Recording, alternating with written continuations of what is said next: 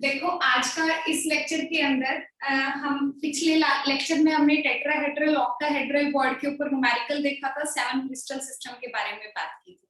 आज हम क्या करने वाले हैं, एक तो हम ए और आर के बीच में रिलेशन देखने वाले हैं, relation between A and R. R आपके पास क्या होती है, किसी भी स्फीयर की रेडियस है, या आपके पास रेडियस ऑफ स्फीयर है, स्फीयर कह लो या एटम कह लो। बेसिकली जब भी मैं आपके पास कोई भी क्यूब बनाती हूँ तो क्यूब में हम क्या कहते हैं कि वहां पर आपके पास क्या है, एटम्स कॉर्नर पर प्रेजेंट है। कॉर्नर पर जो एटम्स हैं वो स्फीयर जैसे दिखाई देते हैं, तो इसीलिए हम क्या कह सकते हैं कि जो आर आपके पास रेडियस होगी वो रेडियस किसकी होगी, ये जो आपके पास एटम है या फिर इसको स्फीयर कहो, इसकी जो रेडियस आपके पास है इसको मैंने आर नाम दिया है।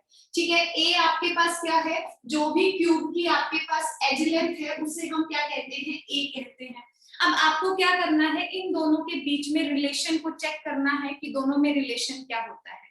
ठीक है, इंपॉर्टेंट क्यों होता है, कहां पर आपको काम करना है, ये जनरली आपको पैकिंग एफिशिएंसी में काम आता है।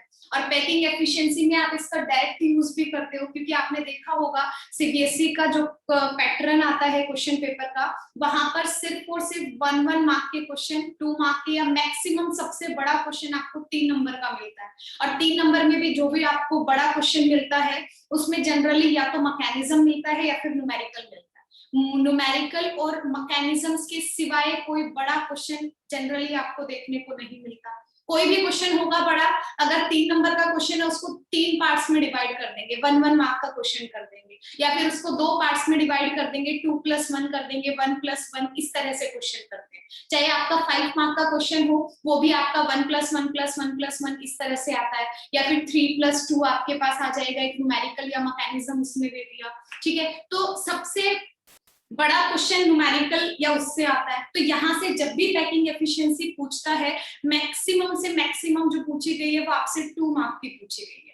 1 मार्क में डायरेक्ट रिजल्ट पूछता है, 2 मार्क में आपको कैलकुलेट करना पूछता है। तो 2 मार्क में जब कैलकुलेट करना पूछता है तो आपको ए और आर के बीच में रिलेशन निकाल कर दिखाने की जरूरत नहीं होती। ठीक है, जब बड़ा क्वेश्चन पूछता है वहां पर आप ए और आर के बीच में रिलेशन निकालो, अदरवाइज ए और आर के बीच में रिलेशन आपको डायरेक्ट याद करना है कि सिंपल के लिए क्या आपके पास होता है, एफसीसी के लिए क्या होगा, बीसीसी के लिए आपके पास क्या होगा। इन 3 पर्टिकुलर यूनिट सेल के लिए पैकिंग एफिशिएंसी आपको निकालनी सीखनी है। ठीक है, तो आपको डायरेक्ट रिजल्ट याद रखना है, लेकिन रिजल्ट आता कैसे है, बाय चांस आप डायरेक्ट भूल जाओ कि ये वाला किसका था, ये वाला किसका था, तो आपको निकालने भी आनी चाहिए। ठीक है, तो सबसे पहले हम ए और आर की रिलेशन के बारे में बात करेंगे, उसके बाद आज हम पैकिंग एफिशिएंसी के बारे में बात कर रहे हैं। देखो पैकिंग एफिशिएंसी का मतलब क्या होता है, जैसे मैंने आपको ये बताया कि आपकी जैसे परसेंटेज अगर मैंने पूछी कि एक पर्टिकुलर जो आपके पास चैप्टर है या एक पर्टिकुलर टॉपिक आपके पास है, सब्जेक्ट है, उसमें कितने परसेंटेज आपके आए, तो आप क्या करते हो, टोटल जितने नंबर का पेपर होता है, टोटल मार्क्स आप उसको डिवाइड करते हो, ऊपर आपके पास क्या होता है, इतने नंबर में से कितने आपने गेट किए हैं। ठीक है, कितने आपने अचीव किए हैं मार्क्स, वो आपके ऊपर आते हैं। और परसेंटेज निकालने के लिए क्या करते हो, मल्टीप्लाई में 100 कर देते हो। ठीक है, इसी तरह से जब आप पैकिंग एफिशिएंसी को निकालोगे, पैकिंग एफिशिएंसी क्या है, हम यहाँ पर स्फीयर्स की बात कर रहे हैं, नंबर ऑफ एटम्स की बात कर रहे हैं। अब स्फीयर का मतलब क्या है, एक पर्टिकुलर स्ट्रक्चर आपके पास है जिसमें नंबर ऑफ एटम्स आपके पास अरेंज है। इसका मतलब हम वहां पर किसकी बात करते हैं, वॉल्यूम की बात करते हैं। तो सेम मैनर में पैकिंग एफिशिएंसी निकलेगी। अब देखो पैकिंग क्यों बोला है, क्योंकि क्लोज्ड पैक्ड स्ट्रक्चर, मतलब स्ट्रक्चर जो आपके पास है वो पैक्ड आपके पास है, नंबर ऑफ एटम्स उसमें आपके पास क्लोजली पैक्ड आपके पास होते हैं, इसीलिए उसको पैकिंग एफिशिएंसी बोलते हैं। एफिशिएंसी निकाल रहे हो तो मल्टीप्लाई 100 तो होगा ही होगा। अब देखो कैसे होगा, नीचे आपने क्या लिया है, total volume of unit cell लिया। यूनिट सेल आपके पास क्या था, ये पूरा का पूरा यूनिट सेल है, इसकी टोटल वॉल्यूम आपके पास क्या है। अब देखो यूनिट सेल आपके पास क्या है, क्यूब आपके पास है। अगर किसी भी क्यूब की आप वॉल्यूम निकालते हो तो हमेशा क्या होता है, एज लेंथ का क्यूब आपके पास होता है। मतलब किसी भी यूनिट सेल की टोटल वॉल्यूम निकाली, ठीक है, वो नीचे आएगा, उसमें से किसी एक एटम की, जब आप मार्क्स की बात करते हो तो टोटल कितने नंबर का पेपर था और उसमें आपके पास कितने नंबर अचीव हुए, या फिर ये कहो कि 5 आपके पास हो गया, पीसीएम आपके पास 300 नंबर का पेपर है, मान लिया मैं केमिस्ट्री में परसेंटेज पूछ रही हूँ, आपने बोला केमिस्ट्री के अंदर 50 मार्क्स हैं, तो आप क्या कहोगे, ओवरऑल जो मार्क्स आपके पास है वो आपका 300 का पेपर था, और केमिस्ट्री में कितना अचीव किया, केमिस्ट्री वाले को ऊपर आप लिखते हो, नीचे आप टोटल करते हो। सेम मैनर में यहाँ है, नीचे आपने क्या किया, पूरे यूनिट सेल का आपने यहाँ पर वॉल्यूम लिखा है, और ऊपर क्या लिया है, एक पर्टिकुलर एटम या एक पर्टिकुलर जो स्फीयर आपके पास होता है वो कितनी वॉल्यूम ऑक्यूपाइड करता है, वहां से उसकी एफिशिएंसी निकल जाती है। ठीक है, एफिशिएंसी निकाल रहे हो तो मल्टीप्लाई 100 करना है, जैसे यहाँ पे परसेंटेज निकालते हो तो मल्टीप्लाई क्या करना पड़ता है, 100 करना पड़ता है। इतना सिंपल सा फॉर्मूला है। दोबारा देखो, पैकिंग एफिशिएंसी को कैसे लिखते हैं, volume occupied by the sphere या बाय द सिंगल एटम आप लिख सकते हो, अपॉन में total volume of the unit cell. Volume of the unit cell का मतलब है पूरी यूनिट सेल होगी, और ऊपर आपके पास क्या है, एक पर्टिकुलर एटम में कितनी वॉल्यूम आपके पास ऑक्यूपाइड की है वो आपके पास है, मल्टीप्लाई में क्या करा है, 100 किया।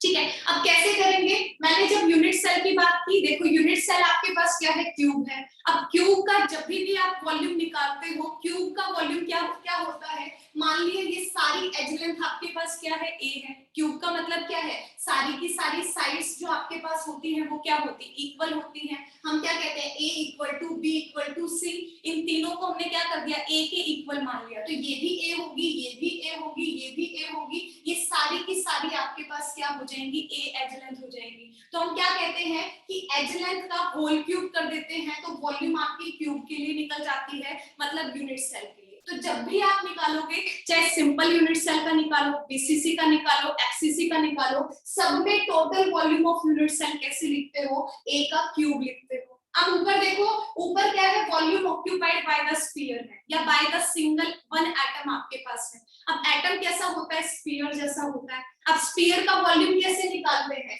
आपके पास 4/3 पाई आर क्यूब, स्फीयर का फॉर्मूला क्या होता है वॉल्यूम निकालने का, 4/3 पाई आर क्यूब आपके पास है। तो इसका फॉर्मूला जब भी आप इसको निकालोगे, इस फॉर्मूले से निकालोगे, और यूनिट सेल का निकालोगे, मतलब क्यूब का निकालोगे वॉल्यूम, तो आपके पास फॉर्मूला क्या लगता है, ए का क्यूब निकलेगा। मतलब जब भी आपको पैकिंग एफिशिएंसी निकालनी है तो आपको क्या करना पड़ेगा, 4/3 पाई आर क्यूब, उसको डिवाइड करना पड़ेगा ए के क्यूब से, और मल्टीप्लाई आपको 100 करना पड़ेगा, तो आपके पास पैकिंग एफिशिएंसी निकल जाएगी। अब हम बात कर रहे थे कि हम ए और आर के बीच में रिलेशन क्यों देख रहे हैं। देखो यहाँ पर क्या है कि एक जगह पर आपके पास आर आ रहा है, एक जगह पर ए आपके पास आ रहा है। अब यहाँ से या तो ए को आर से चेंज करो, या आर को ए में चेंज करो, ताकि ये दोनों आपस में क्या हो जाए, कैंसिल आउट होके आपके पास नॉर्मल वैल्यू, आपके पास कांस्टेंट क्वांटिटी आपके पास आ जाए। तो इसीलिए ए और आर के बीच में रिलेशन क्या है वो आपको निकालना बहुत जरूरी होता है।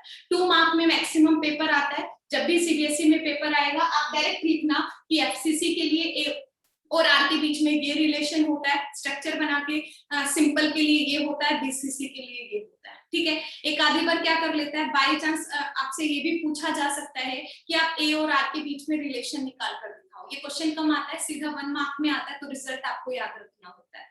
ठीक है, तो फिलहाल हमने बात की थी कि ए और आर के बीच के रिलेशन के बारे में हम क्यों पढ़ रहे हैं, क्यों, क्योंकि फाइनली जब हम पैकिंग एफिशिएंसी आज के लेक्चर का जो टॉपिक है उसको निकालेंगे, वहां पर आपको इसकी नीड पड़ने वाली है। तो सबसे पहले एक एक करके सबका आपके पास ए और आर के बीच में रिलेशन निकालते हैं। अगर रिलेशन निकल गया ना तो ये पूरी डेरिवेशन बहुत इजी हो जाती है, कुछ भी नहीं रहता डेरिवेशन के अंदर। थोड़ा सा टिपिकल पार्ट वहीं पर लगता है जहां ए और आर के बीच में रिलेशन निकालते हैं। ठीक है, अब एक बार फटाफट से ए आर के बीच में रिलेशन निकालते हैं। देखो सबसे पहले बात करेंगे हम लोग सिंपल क्यूब की। सिंपल क्यूब के लिए बहुत इजी है, कैसे है ध्यान से देखना एक बार।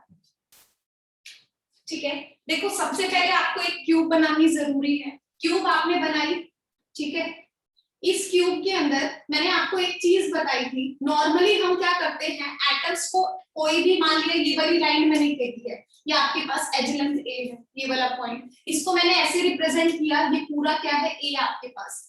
हम नॉर्मली क्या करते हैं, एटम्स को ऐसे दिखा देते हैं ताकि हमें विजुअलाइजेशन जो आपके पास है पिक्चर्स का, एटम किस तरह से अरेंज है वो आपको इजी लगने लग जाए। लेकिन एक्चुअल में जो रिप्रेजेंटेशन होती है, मैंने बताया था कि एटम्स कैसे होते हैं, इस तरह से आपके पास प्रेजेंट होते हैं।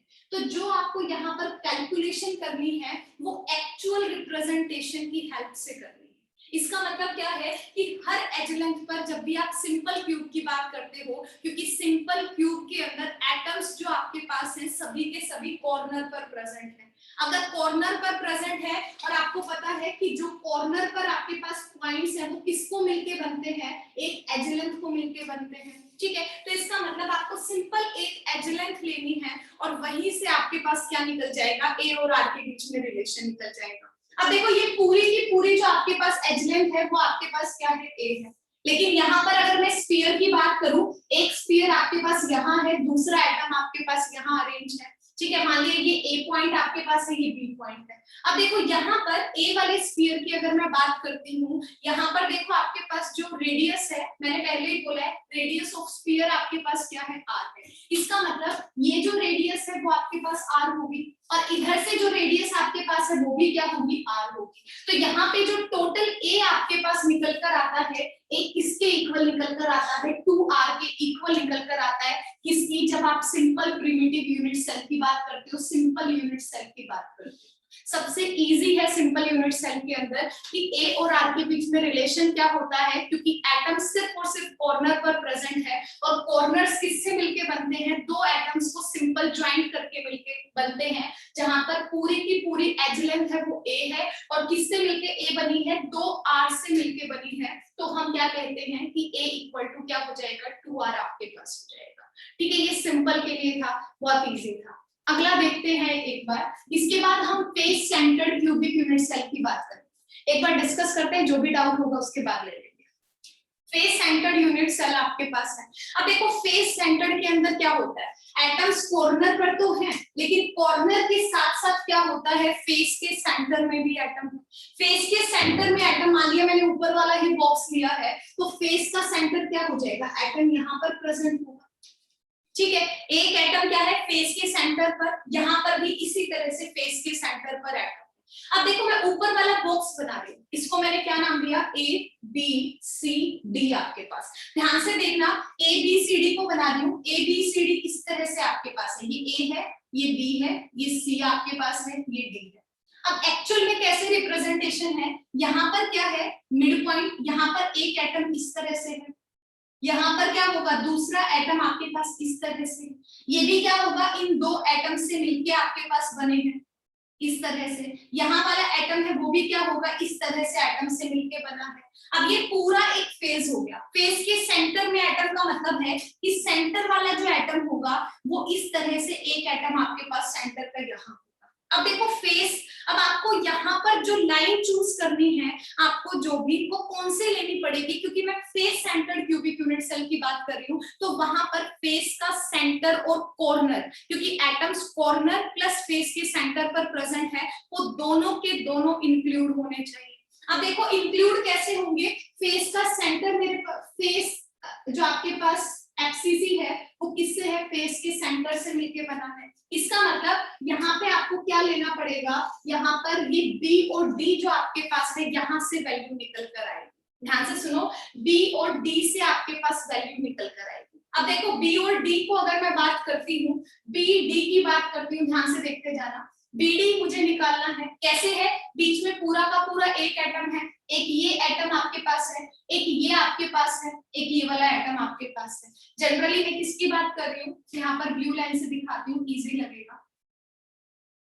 इसकी मैं बात कर रही हूँ फेस सेंटर से। अब देखो आपको ये देखना है कि बीडी किसके इक्वल है। अगर मैंने बीडी आपके पास देखा, किसके इक्वल होगा, ये स्फीयर है, स्फीयर में कहीं पर भी लाइन ड्रॉ करोगे हाफ आपके पास, तो क्या बनता है, रेडियस बनता है। इसका मतलब ये क्या है, रेडियस आपके पास है, आर के इक्वल है। इधर वाला जो स्फीयर है, ये वाली जो पोजीशन आपके पास है, ये भी क्या होगी, आर के इक्वल होगी। ये वाला भी क्या है, स्फीयर है, ये बीच का सेंट्रल पॉइंट है, इधर वाला भी आर होगा और इसके इधर वाला भी क्या होगा, आर होगा। तो अगर मैं पूरा बीडी की बात करती हूँ, एक सेकेंड, अगर मैं पूरा बीडी की बात करती हूँ तो बीडी किसके इक्वल होगा, r plus r plus r plus r. मतलब आपके पास किसके इक्वल हो जाएगा, 4r के इक्वल आपके पास बीडी हो जाएगा। देखो अब आपके पास रेडियस आपके पास 4r हो गई। अब यहाँ पर आपको क्या करना था, ए और आर के बीच में रिलेशन निकालना है। लेकिन अगर आप सिर्फ एक फेस को लेते हो, यहाँ से आर और ए के बीच में रिलेशन नहीं निकलता, तो उसके लिए क्या करना पड़ेगा, आपको कोई भी ट्रायंगल चूज करनी पड़ती है ताकि मैं वहां पर पाइथागोरस लगा दूं। अब जो आप ट्रायंगल चूज करोगे वो ट्रायंगल कौन सी हो जाएगी, यही वाली ट्रायंगल ले लो। कौन सी ट्रायंगल ली आपने यहाँ पर, ट्रायंगल बी सी और डी आपने ट्रायंगल ली। अगर बीसीडी के अंदर मैं बात करती हूँ, देखो बीसी आपके पास क्या है, यहाँ पर सिंपल एज लेंथ के इक्वल है, यहाँ पर डीसी आपके पास है, ये भी क्या है, एज लेंथ के इक्वल है। मतलब यहाँ पर देखो मैंने कौन सी ट्रायंगल ली है, ये वाली ट्रायंगल मैंने यहाँ पे चूज की है, ठीक है।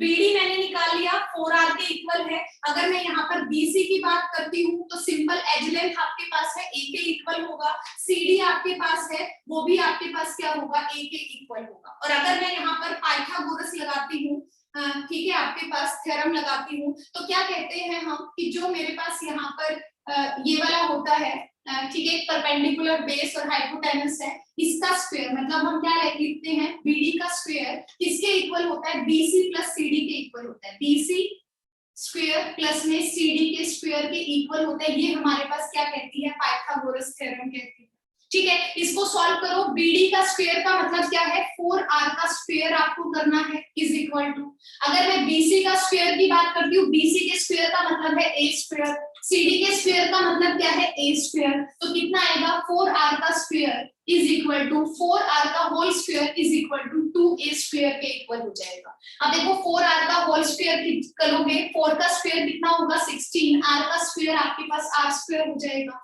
इक्वल टू क्या हो जाएगा, 2a स्क्वायर आपके पास। तो यहाँ पर देखो 2 से आपके पास कितना हो गया, 8, तो मैं क्या लिख सकती हूँ, 8r square is equal to a square. और अगर मैं a की वैल्यू निकालना चाहूंगी तो क्या हो जाएगा, root of r square, 8r square हो जाएगा।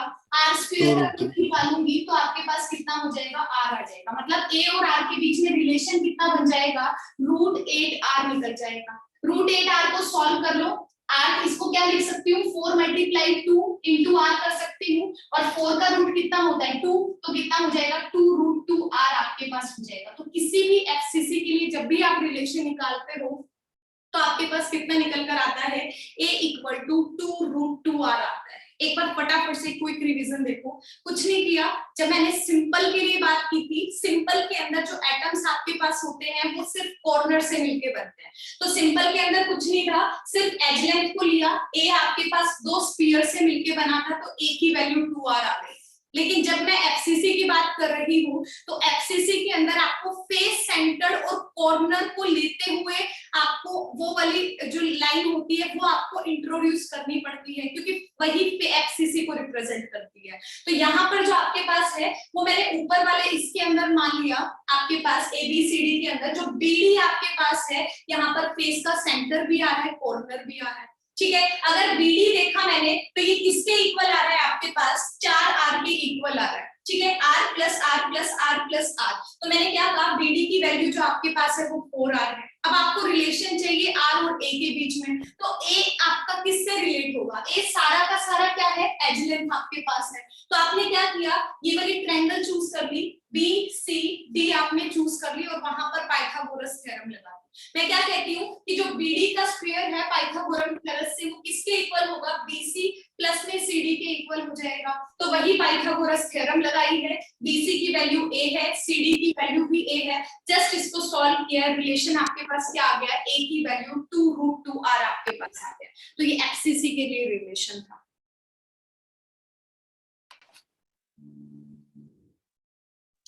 अगला देखो आपके पास बीसीसी के अंदर क्या है, देखो बीसीसी का मतलब क्या है, बॉडी सेंटर पर आपके पास एटम है, प्लस में क्या होगा, कॉर्नर पर प्रेजेंट है। अब ध्यान से देखना, बॉडी का सेंटर कहां पर पड़ता है, कोई भी मेरे पास यूनिट सेल है, इसका बॉडी का सेंटर कहां पड़ेगा, बिल्कुल बीच में पड़ेगा, ठीक है। अब बीच वाला जो एटम है वो कैसे मिलके बनता है, ये वाला बीच वाला है आपके पास, और एटम यहाँ वाले अगर मैं बात करती हूँ तो वो कैसे होंगे, इस तरह से होंगे, और ये थोड़ा सा बड़ा पड़ेगा ऐसे, ठीक है। और इधर वाला एटम है, आपको ये देखने में 3D पिक्चर में ऐसा लगेगा कि मैम ने 2 एटम्स को ज्वाइन कर दिया, लेकिन ये 2 एटम नहीं होते, सिंगल एटम होते हैं। क्योंकि देखो एक बार अपने जिस रूम में बैठे उसको एक बार इमेजिन करो, मैंने रूम के बीच में आपके पास या फिर यहाँ देखो एक बार इस क्यूब के अंदर देखो, ठीक है, मैंने क्या किया है, बॉडी के सेंटर में मैंने एटम को रखा है, यहाँ पर एटम को रखा है, एटम बिल्कुल बीच में आपके पास है, इसके बिल्कुल बीच में आपके पास एटम आपके पास प्रेजेंट है यहाँ पर।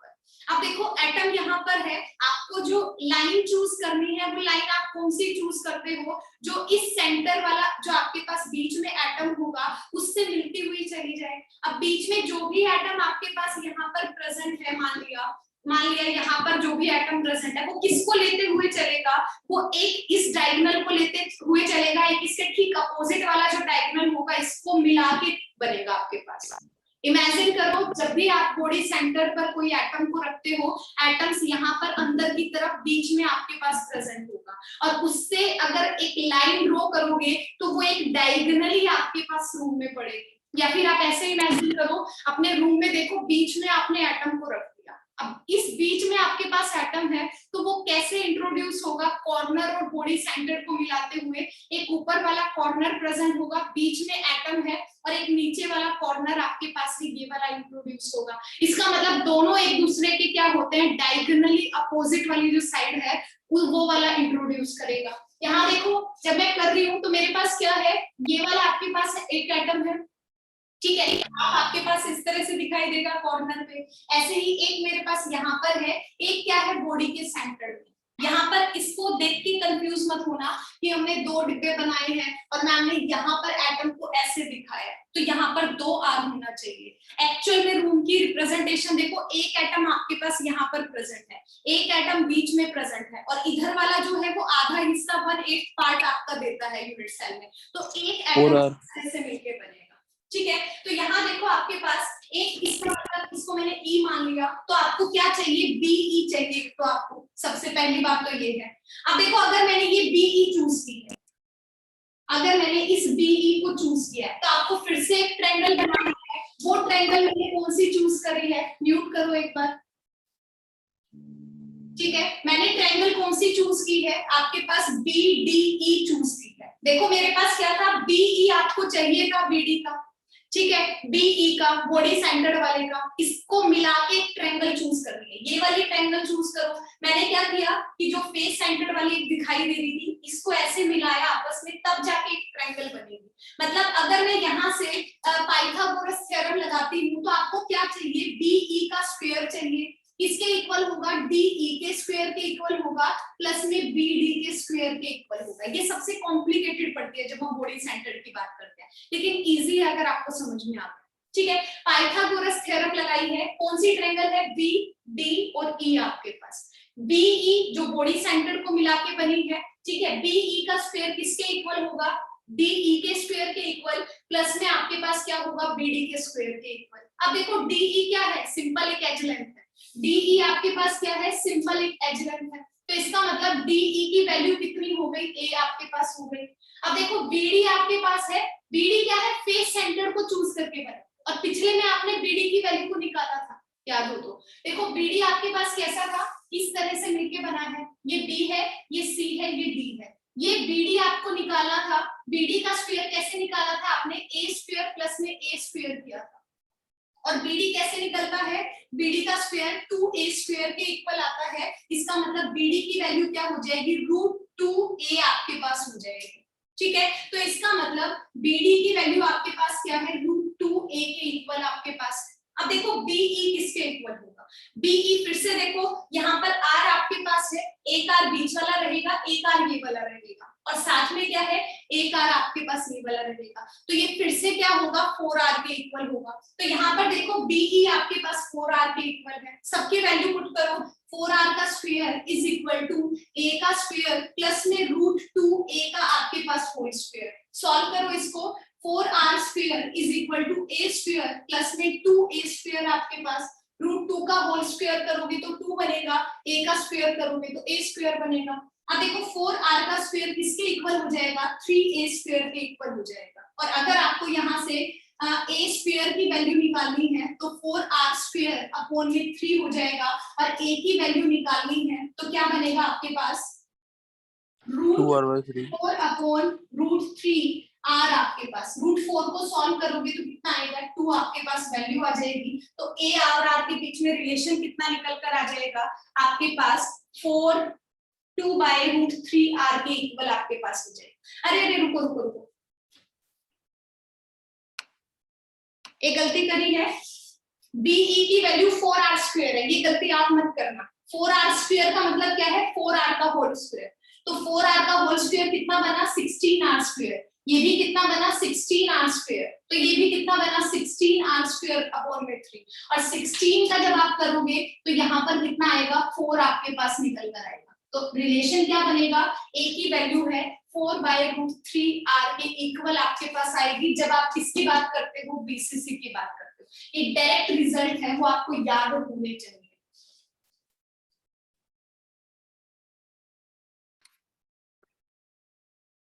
देखो एक चीज का ध्यान रखना है आपको यहाँ पे कि जब मैंने यहाँ पर सिंपल क्यूबिक सेल के लिए आपके पास पैकिंग एफिशिएंसी निकाली है तो आपके पास कितना है 52.4% आई है। अब देखो 52.4% किसकी है, एक स्फीयर के लिए आपके पास है, और आपको पता है कि टोटल नंबर ऑफ एटम जो आपके पास सिंपल यूनिट सेल के अंदर होते हैं वो भी आपके पास 1 होते हैं। इसके बाद देखो जब मैंने एफसीसी के लिए निकाला है तो आपके पास कितना बन रहा है 74% आपके पास बन रहा है। ये 74% देखो यहाँ पर जो मैंने कैलकुलेशन की है वो एक स्फीयर की है, लेकिन जब मैं एफसीसी में बात करती हूँ आपके पास टोटल नंबर ऑफ एटम्स कितने होते हैं, 4 होते हैं। तो इसका मतलब ये 4 एटम के लिए आपको निकालना है तो 4 से मल्टीप्लाई करना पड़ेगा तभी आपका 74 आएगा। ठीक है, इधर देखो बीसीसी है, बीसीसी के अंदर टोटल नंबर ऑफ एटम्स कितने होते हैं, 2 होते हैं। तो इसका मतलब वॉल्यूम जो आप ऊपर स्फीयर्स की लोगे वो 2 स्फीयर्स की लोगे या 2 एटम्स की लोगे। अब यहाँ पर मैंने 4/3πr³ है 1 की लिखी है, तो 2 के लिए आपको क्या करना पड़ेगा 2 से मल्टीप्लाई करना पड़ेगा, और जब आप इस वैल्यू को सॉल्व करोगे तब आपके पास आंसर कितना आएगा 68% आपके पास आंसर आएगा।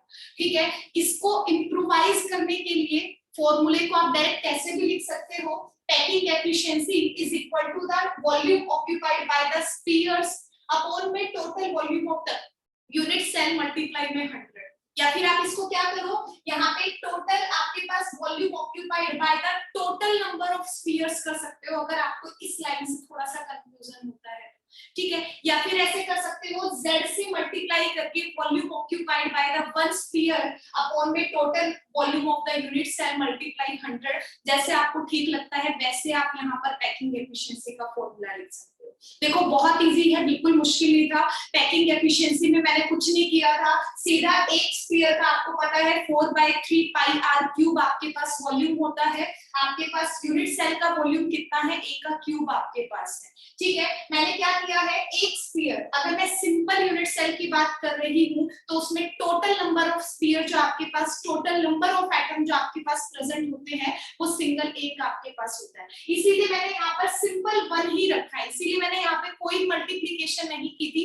4/3πr³ अपॉन में आपने a क्यूब करा और a की वैल्यू को पुट किया, a की वैल्यू को 2r जब आप पुट करते हो तो वैल्यू कितनी निकल कर आई 52.4 आपके पास निकल कर आई।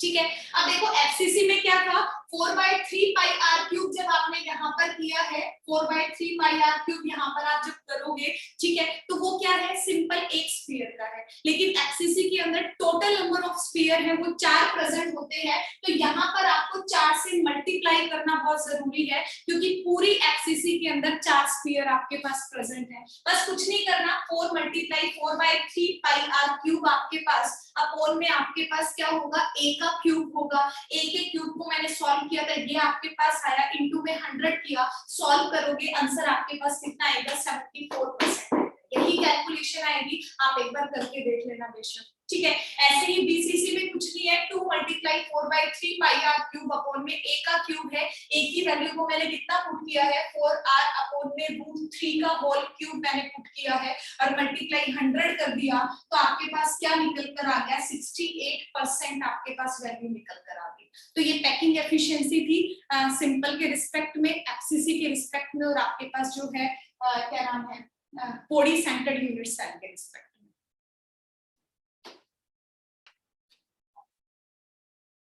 देखो पैकिंग एफिशिएंसी निकाल रहे हैं, सबसे पहले किसके लिए निकाल रहे हैं, सिंपल क्यूबिक यूनिट सेल के लिए निकाल रहे हैं। ठीक है, सिंपल सा फॉर्मूला है, पैकिंग एफिशिएंसी मैंने बताया था कैसे है, volume occupied bye sphere, sphere का क्या है आपके पास 4/3 पाई आर क्यूब आपके पास है अपॉन में, नीचे आपके पास क्या है वॉल्यूम ऑफ यूनिट सेल है, वॉल्यूम ऑफ यूनिट सेल का मतलब क्या है ए का क्यूब आपके पास है, और ए और आर के बीच में रिलेशन मैंने बताया था कि सिंपल के लिए क्या होता है ए की वैल्यू 2r के इक्वल होती है, ये रिलेशन सबको याद होना चाहिए, ठीक है, ए की वैल्यू 2r के इक्वल है, वैल्यू पुट करी कितना आया 4/3 पाई की वैल्यू 22/7 इनटू r का क्यूब अपॉन में a का क्यूब का मतलब क्या है 2r का क्यूब, ठीक है, 2 दूनी 4 4 दूनी 8, क्या लिख सकती हूँ 8r क्यूब लिख सकती हूँ, r क्यूब से r क्यूब कैंसिल आ हो जाएगा, मल्टीप्लाई में क्या है 1000 भी आपको 100 भी आपको करना है पैकिंग एफिशिएंसी के लिए, इसका मतलब दोनों को सॉल्व करोगे कांस्टेंट वैल्यू आएगी, जब आप इसको सॉल्व करोगे आंसर कितना आएगा 52.4 आपके पास परसेंटेज निकल कर आएगा। फटाफट एक बार अगला भी देखते हैं, फेस सेंटर्ड का देखो, अब बहुत इजी है, ए और आर के बीच में रिलेशन अगर आपके पास आ गया तो इसको निकालना बहुत इजी है, कुछ भी नहीं रहा।